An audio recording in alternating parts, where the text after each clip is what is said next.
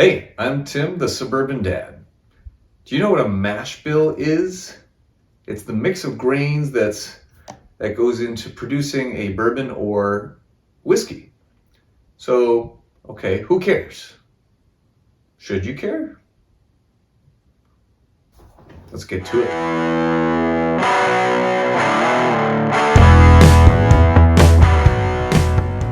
Yes, the short story is you should absolutely care about the mash bill of the bottle that you're drinking. Simply because once you kind of dial into finding bottles that you like, pay attention to the mash bills to those bottles because there's a good chance you might start to see a pattern. So what goes into a mash bill? Well, there's several grains that are very typical, and then there are some that are newer or a little more experimental, shall we say. So if you remember, whiskey needs to contain at least 51% corn in the mash bill to be considered a bourbon. Now, once that is in place, you can add in all kinds of other grains if you want. Some common ones are rye, starting to see more wheat, and also some barley. So let's break it down. What do those grains add to the flavor and experience of your bourbon? For your viewing pleasure and for my drinking pleasure, I'm going to break out a classic today. Maker's 46. Absolutely great go-to must-have bar bottle. So let's start with corn, since that's the primary ingredient in bourbon. Corn adds typically some sweetness, some toffee caramel type flavors. Bourbon contains corn. There's also such thing as corn whiskey, which doesn't necessarily meet all the requirements to be a bourbon, but can be similar. Things like Burnheim wheat whiskey, Balcones, True Blue 100 proof is corn whiskey. And those, they're very different bottles, but they both have a buttery popcorn, caramel corn type flavor to them, which is really nice. I like it. Wheat is a little more of it adds some sweetness, but it's also more of a textural difference. It adds some smoothness to the bottle. So things like Maker's Mark, the original, this one too, but Maker's Mark specifically is a wheated bourbon. Another famous one is Larceny.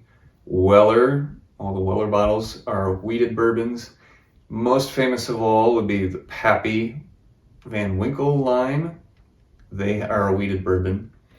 And so wheated bourbons are very smooth, sweet, tend to be more mellow. Rye is a more spicy component. So again, there's rye whiskey, there's wheat whiskey, there's corn whiskey. When you have rye in a bourbon, it adds more of a spice profile to it. So first I'm getting thirsty. I'm gonna take a sip. That's better. Now, rye. Let's see, the mash bills. Four Roses tends to have high rye mash bill. Wild Turkey has a high rye mash bill.